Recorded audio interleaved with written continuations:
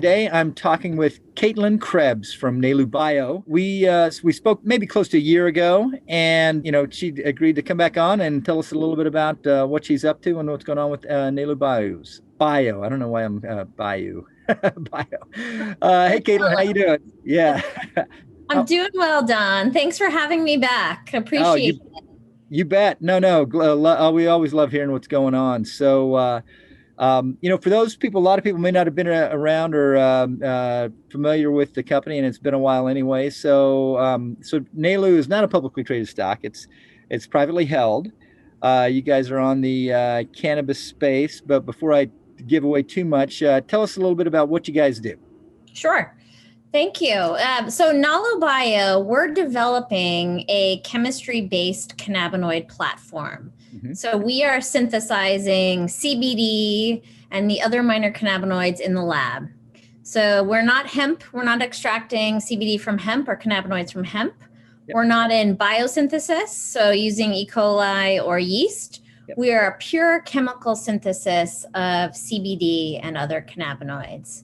So we are, go ahead. Oh yeah. So now, so with this, so you guys are basically setting up a manufacturing system for cannabinoids, and which totally doesn't rely on the plant or anything like that. When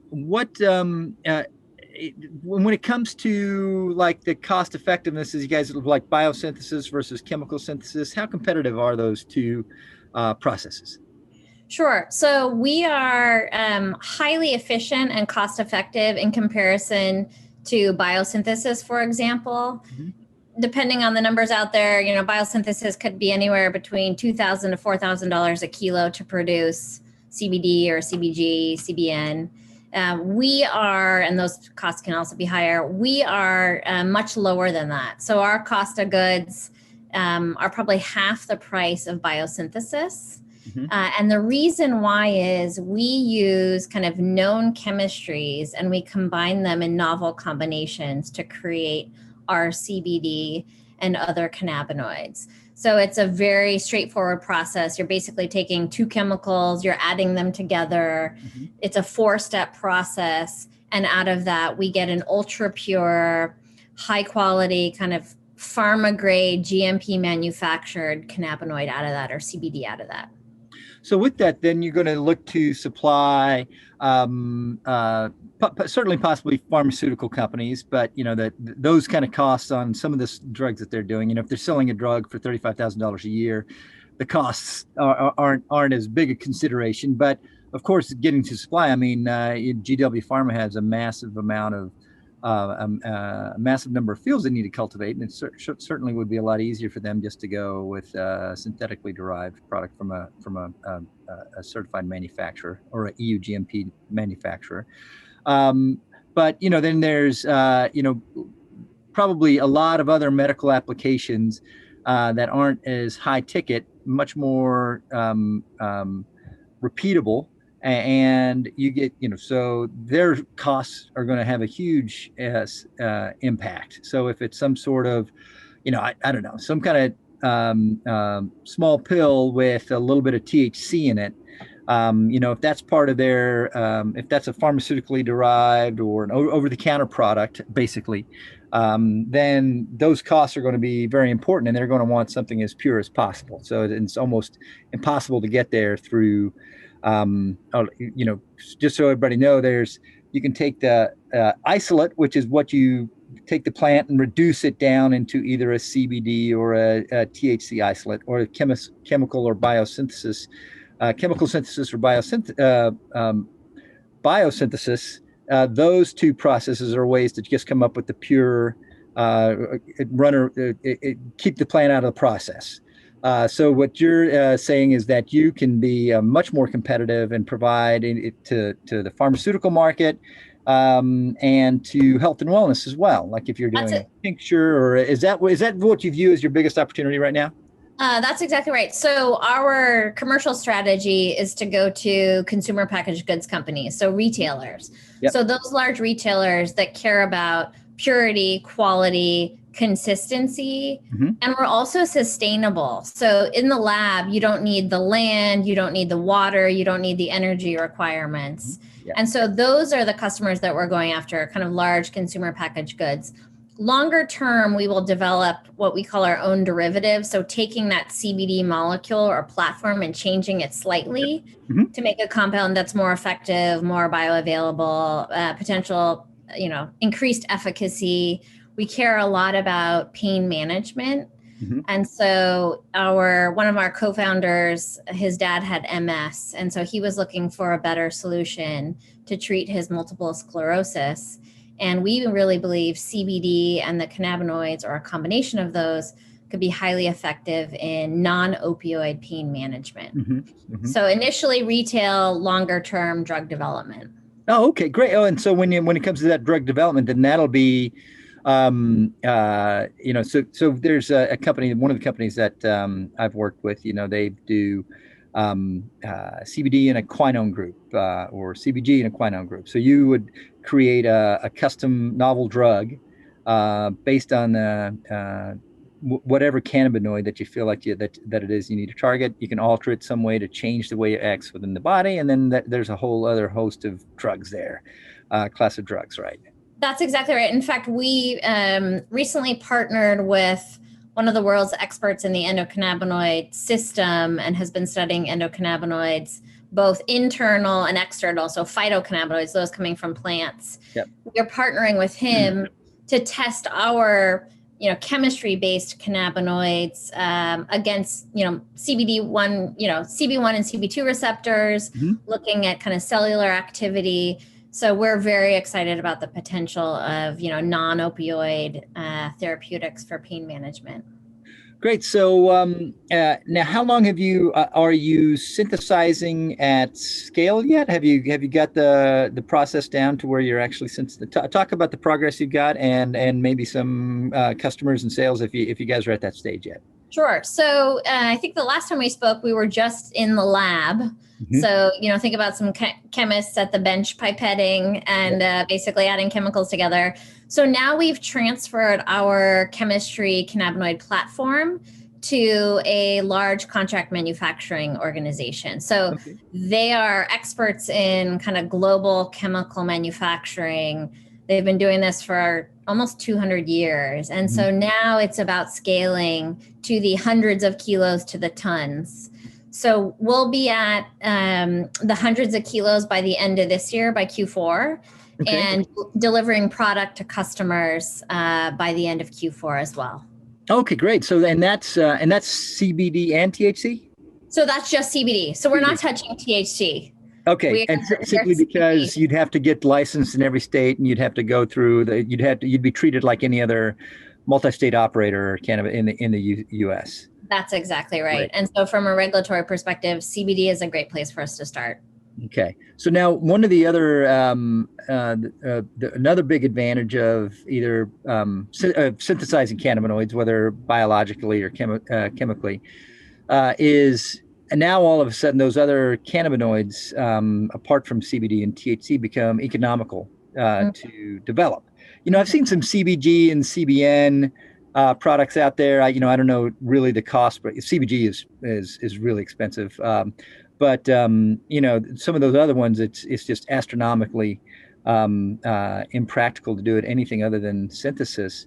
Have you guys started working on some of the pathways for developing some of those rare cannabinoids?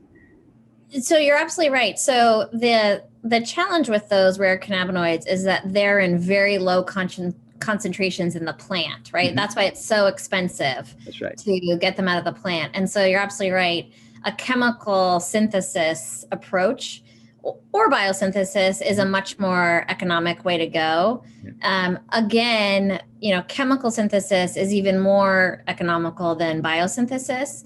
And so we've created. Now, there might be some people that push back on that. They're talking 500 per kilogram is what they're talking, but I don't know if anybody's actually doing that yet. No one's actually gotten there, right? So, in the biosynthesis side, you've got a large 500 liter fermenter, and they're at about 1 gram of CBD per liter of biosynthesis. So again, it takes a lot of fermentation liquid to get to, a kilogram of CBD or one of the other cannabinoids. We're simply taking chemicals and adding them together. We don't have huge fermenters. You're adding chemicals and kind of purifying them and getting the CBD. So we can make the minor cannabinoids. We're focusing on CBD first, but it's kind of an easy downstream change of the molecule to get to the other minor cannabinoids. And the costs for us to produce CBG or CBN are quite similar to CBD. So it's really cost effective. And go ahead. Oh, I was going to say, are those and the the precursor chemicals that you put in to kind of result in a CBN versus a CBD or a CBG, are those reasonably well understood? Are they hard to unlock? What's that process of discovery like? We actually start with two chemicals in our platform. One is a novel chemical. The other is one folks would be familiar with, so limonene. So it comes out of citrus. Okay. And so those known chemicals in our process, those are really the starting chemicals for any of the other minor cannabinoids as well. Okay. So it's a really, I'd say, scalable platform for not just CBD, but the other cannabinoids. Okay, so it's right. You feel comfortable once there's a market for CBN or that you could easily figure it out and then start scaling it up. Right. And it's interesting, people are really excited about CBG and CBN. There's not a lot of data. Again, we're life science and biotech folks. There's not a lot of data behind it. Yep. And so one of the things we're excited about is taking CBD and adding the other minor cannabinoids and actually running the experiments to generate the data to either confirm or debunk some of the myths around these cannabinoids. So that too, I think, is to come from us as well. So how are you going about running those studies? So one of the collaborations I mentioned at Indiana University, so basically looking at cellular studies, animal studies, to actually prove binding, bioavailability, and efficacy, or just functional cellular activity of those. And then as we develop derivatives, we would put those into human right. Clinical studies. Now, do you have have you thought, so how long before you think you pursue, so scaling up CBD and being able to sell it in the market, is a quick hit on what you have in place, right? But that's a commodity game. So you need to be the lowest cost producer and all that stuff like that. But these other innovations, doing a derivative off of those are, that's the intellectual property that you can protect. And I assume that you're talking about developing these drugs as your own pharmaceutical company, and then, doing FDA trials yourself. Do you any ideas on things that you think that you might want to start with? Any combinations that you're testing, or is it just is it just purely in the even before preclinical stage as far as that's concerned? So we're still on the R&D side on the derivatives piece of it.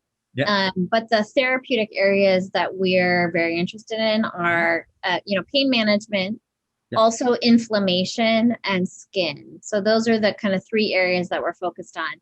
Yeah. But with that said, when we talk about CBD as a commodity, the things that distinguish our CBD from others are the purity, consistency, but at scale. So, talking to customers, they can get really high quality CBD, but it's a small quantity. So if you're talking to a large CBD company who wants to launch a $1 million brand or $100 million brand, they can't go to these small kind of mom and pop farms and get that. It's just not consistent from batch to batch. So that's part of our value proposition as well, is that there's absolutely no THC.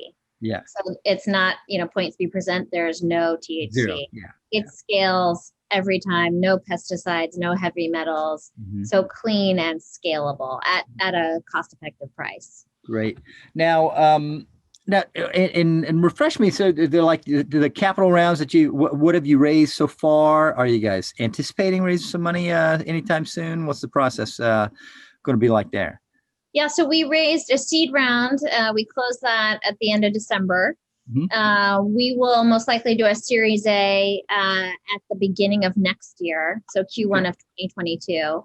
And we're, my two co-founders are venture capitalists, so we're very kind of strategic about how we spend our money. So we're focused on meeting kind of major milestones, and at the end of the year, those milestones are hundreds of kilos customers. The middle of this year, we'll be at the multiple kilos, tens of 10, 50 kilos, and scale up from there. And how much did you raise in that round? We're not disclosing that, but enough to get us through to a Series A to the next year, right? Yeah. All right. So we've got, so you've figured out how to scale. You've got some customers lined up that you might be able to deliver to by the end of the year. That's correct. Yep. What will your revenue numbers be, do you expect, come 12 months down the road? Yeah. I mean, this year they'll be modest, right? It's our first year. Out of the gate, and we'll have a handful of customers. Next year we anticipate to be kind of 10x that, and the following year we'll probably be at 30x what our revenues will be this year. So significant growth, just because scaling synthetic cannabinoids or chemistry cannabinoids, it's fast. It's very different than fermentation, where you've got to kind of retweak the process as you scale up from 10 liters to 50 liters to 500 liters to 10,000 liters. So it's a much quicker process. So our revenue should be fairly significant 3 years from now. All right. And when do you hope to have some of these, if there was a timeline, is it next year that you might start looking at some novel cannabis? When are you guys could do the in-house drug development? So we'll start that middle of this year, the derivatives process. So fairly shortly. And I think we could have one of the minor cannabinoids on the market next year. So it's pretty quick. Yeah. Would it be just so that would be a minor cannabinoid derivative, or just a minor cannabinoid that you would be able to sell wholesale? Both. So we'd have derivatives and minor cannabinoids. Great. And your process of discovery, I mean, there's lots of, some people, you run either simulations and think what work. What's the hypothesis that's guiding, what to tack on to which cannabinoid?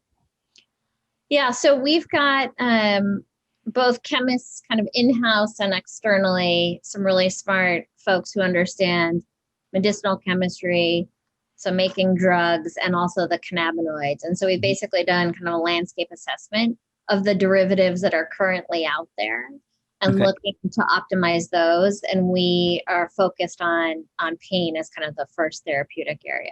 Okay. So you're definitely not any, what would you add to it, or how that might look? I mean, is that something you're keeping close to the vest, or? So that's something, yeah. So basically we know on kind of the molecule, there are a couple of tosyl groups that you can change. And so we have sites that we've identified that would be optimized for derivatives. And pain. And then ultimately pain. Okay, great. Well, Caitlyn, this has been good to catch up. I appreciate it.